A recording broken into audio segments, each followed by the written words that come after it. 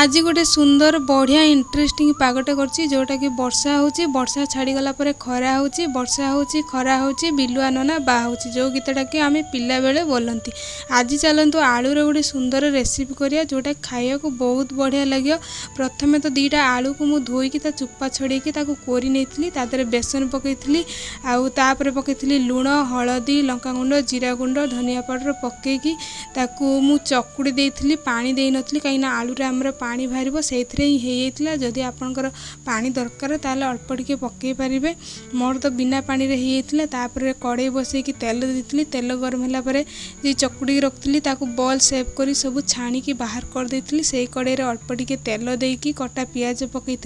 पियाज मोड़ी गला पकई देती अदा रसुण पेस्ट तापर टमाटो प्योरी तापर सब गुंड मसला पकई देती जमी लंका गुंड जीरा गुंड धनिया पाउडर स्वाद अनुसार लुण और हलदी पकईकी मसला को भल भाव में कषी देकी पानी टिके अधिक दे देती पानी फुटला परे पकई देती जो बॉल छाणी रखी ताकू पकईकी 10-15 मिनट फुटिया छाड़ देती आउ रेडी हो गला मोर बेसन आलूर तरकारी। लास्ट रे टिके गरम मसला और कंचा लंका को काटिकी पकई देती